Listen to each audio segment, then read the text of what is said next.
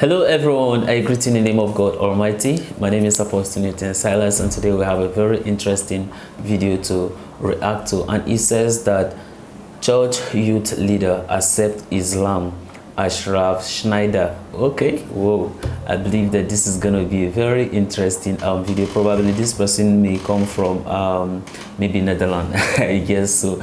All right, so guys, if today happens to be the first time of you checking out my channel, don't forget to subscribe to my channel and follow me on my Facebook and Instagram. And if you have any video you want me to react to, don't forget to drop it at the comment section and I'm going to check it out. So guys, before we get on to the video, I'm a theologian and I make this video not to discredit anyone's religion. This is basically for educational purposes, and I believe that at the end of this video we all are going to learn from this. So guys, let's get on to the video and see the reasons why the church youth leader decided to convert to Islam. And it was at the airport where my mom held me in a close embracing hug, and she prayed a prayer over me which I will never forget. She prayed a prayer to a new God, Allah, whom I did not know back then. She prayed to this Allah to send a very big angel with me to guide and to protect me upon my journey. Ashraf Schneider was born and raised in a Christian family. Since childhood, he was taught a lot about the stories of the prophets. Plus, his father was a pastor, so since childhood, it has been embedded in him to follow in his father's footsteps and become an influential person in the church. I was born and raised in a Christian family. My father was the pastor of our church, my mother a beautiful singer within the choir. From a very young age, I've been nurtured by the names of the prophets, from Abraham and his sons to Noah upon his ship, Moses with his remarkable courage to guide his people to safety. It was from this very young age that I was met with a burning desire to follow in my father's footsteps, to become a religious leader. And so, I dedicated myself to this cause, and I soon acquired a platform upon which I could share my passion for God. As an adult around the age of 20, Schneider became an influential person in the church where he lived. He became the youth leader of the church.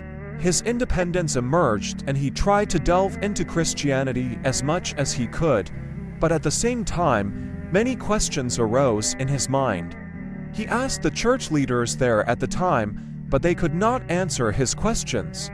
And as my independence grew, religious freedom took hold. I started asking questions to my religious leaders which were often left unanswered. It was during this time that my mother also started reading more regarding Islam, and she eventually embraced Islam. What happened upon her journey is that she wanted to write an article for a local magazine regarding Hajj. And so she approached a Muslim man to write this article for her. So she took it upon herself to start composing this article. And as she studied more regarding Islam, she fell in love with this beautiful religion. When his mother converted to Islam, he was very disappointed with her decision, but he still loved her.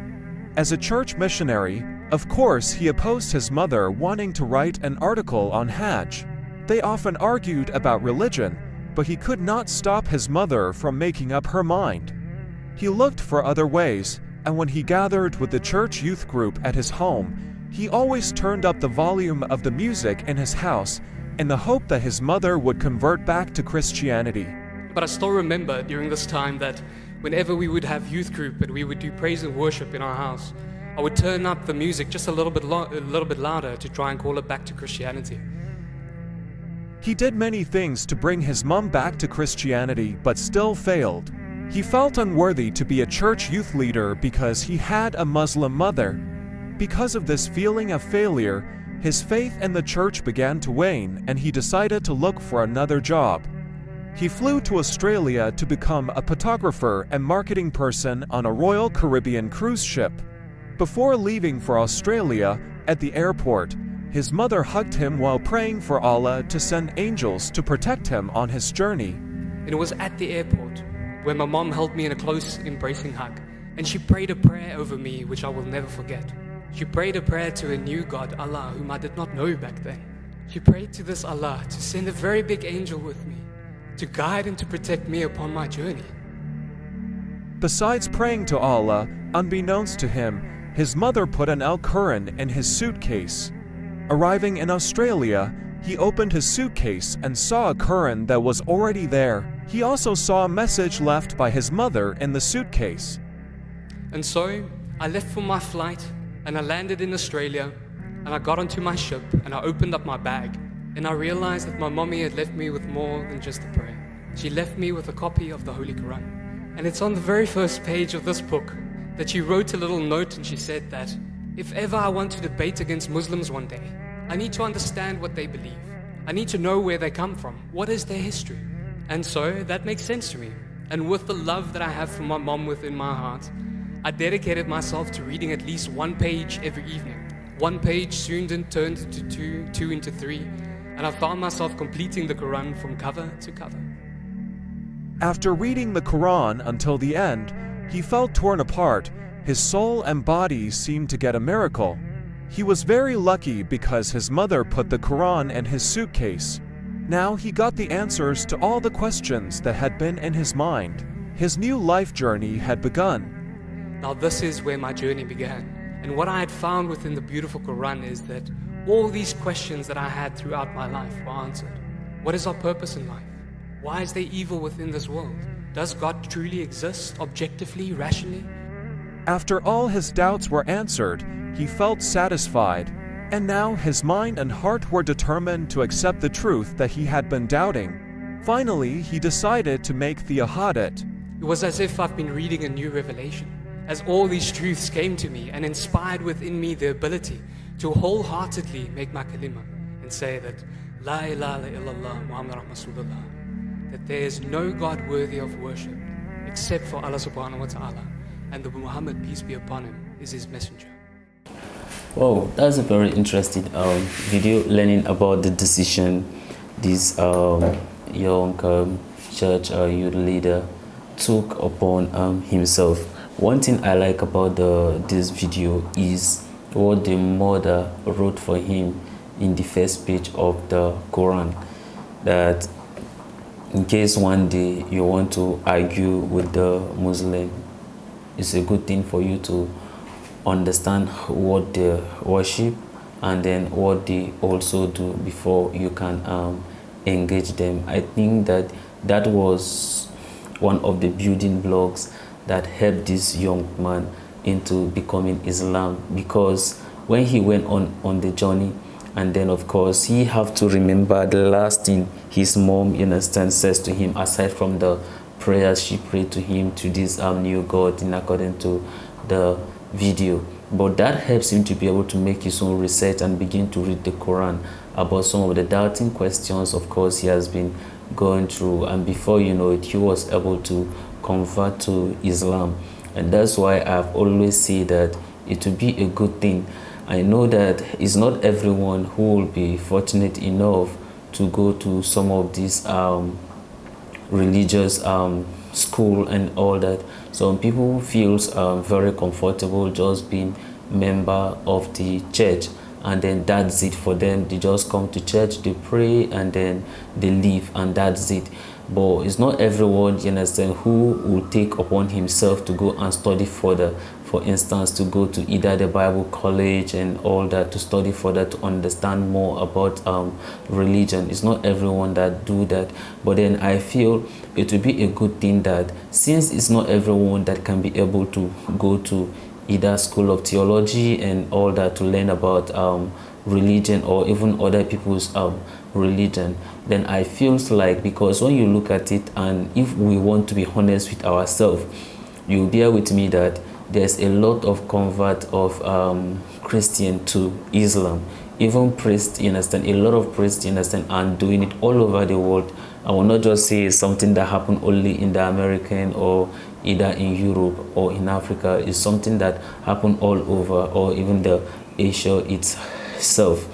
Now, all these things is happening, but then I feel that probably it will be a good thing for us, maybe in one of our service in the church, for us to introduce this Islam to the people and make them understand that this is what Islam is all about, and then to also make them understand that Islam take Jesus Christ as a messenger and not as God, for them to understand some of these things and then explain in depth about the Trinity, the oneness of God, and how God manifests itself in three personality. We should be able to like explain this very thing to them in depthly, and not just explaining it for them to be able to understand what we are saying.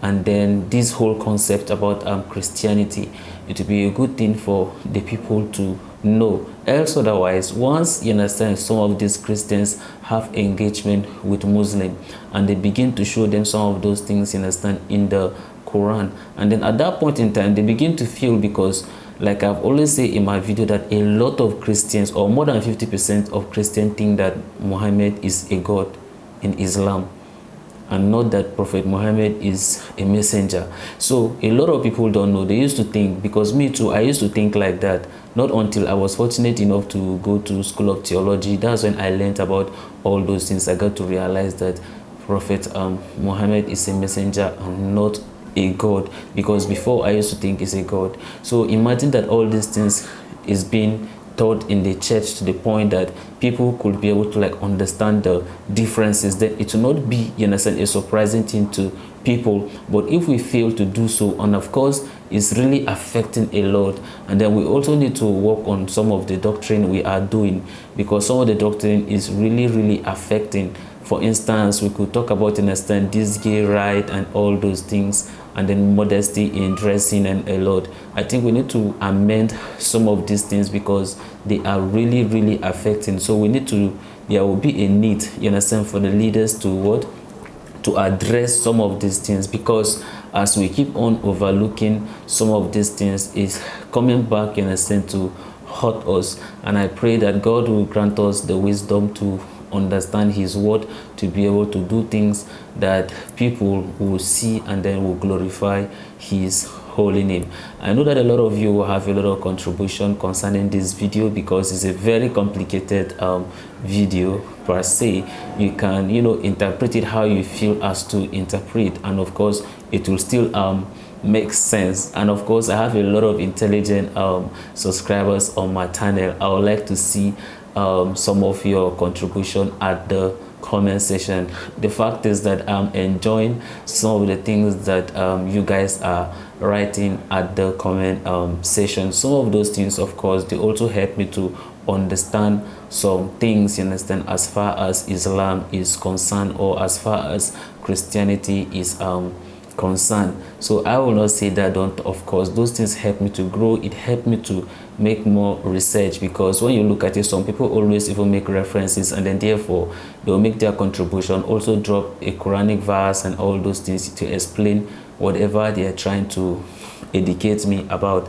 And I'm all learning, right? I'm all very grateful to you all. And as you enjoyed the video, don't forget to also share for other people to be blessed by this video. So guys, this is the end of my video. If you like my reaction, you should like, share and subscribe. And if you have any video you want me to react to, don't forget to drop it at the comment section and I'm going to check it out. So guys, you remain blessed, and bye bye.